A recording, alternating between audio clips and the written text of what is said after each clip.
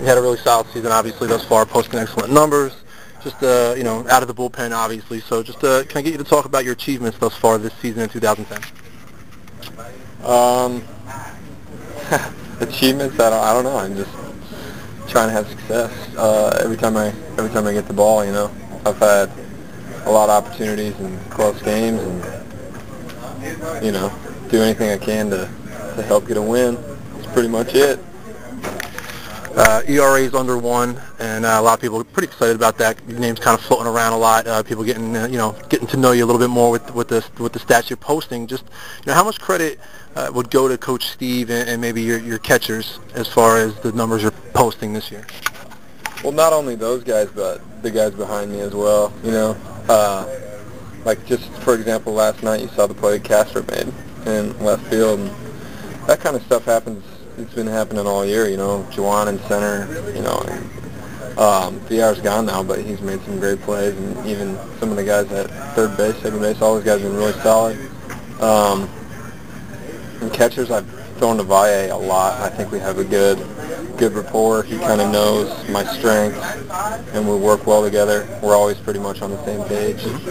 And then Shranky, he pretty much just lets me go out there, and if there's something he notices that I need to adjust in between innings or whatever, he'll let me know. But I don't know. I mean, everything's just been working pretty well.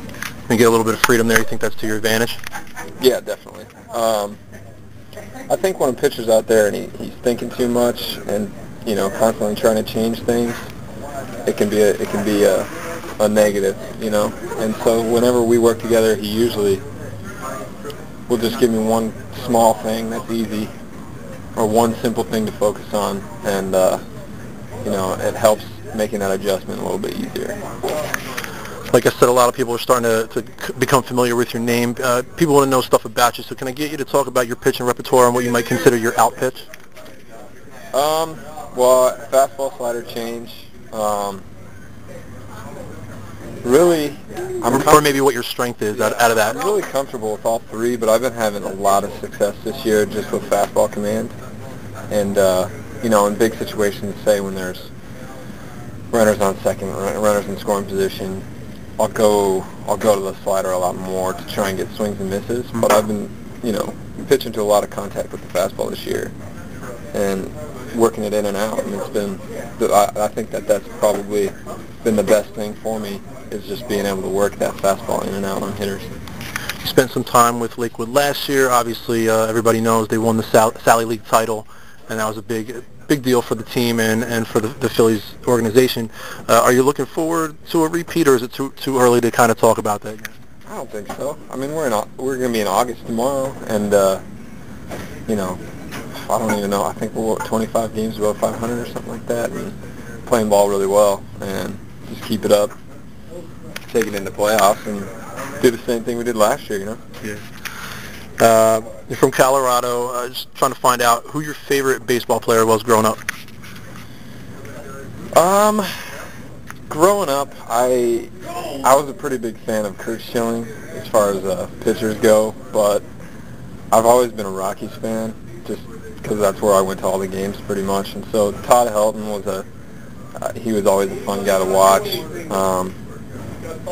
And over the years, Colorado hadn't really had a frontline pitcher, mm-hmm. except for until now, right. With the Baldwin Jimenez. So he's been fun to watch lately. But I was a pretty big fan of Todd Helton and then Kurt Schilling. Okay. Is that a little bit of a tough situation for you when your parent organization is beating up your childhood team in the playoffs? You know what? That's just fun baseball to watch. When you like both teams. Obviously, I'm in the Phillies organization, so it's tough to root against them. Mm-hmm. But at the same time, it's tough to root against the Rockies. But either way, I'm happy. So it's kind of a win-win. Who's been the toughest batter you faced in the South Atlantic League thus far? Anybody maybe have your number that's giving you a problem? Maybe not with the numbers you posted. There's a couple guys that when they come up, I think that I kind of bear down a little bit. One of them I think that I can point out is actually it's a Bunbury from Delmarva. He's an outfielder there, and he's taken a lot of good swings off me this year.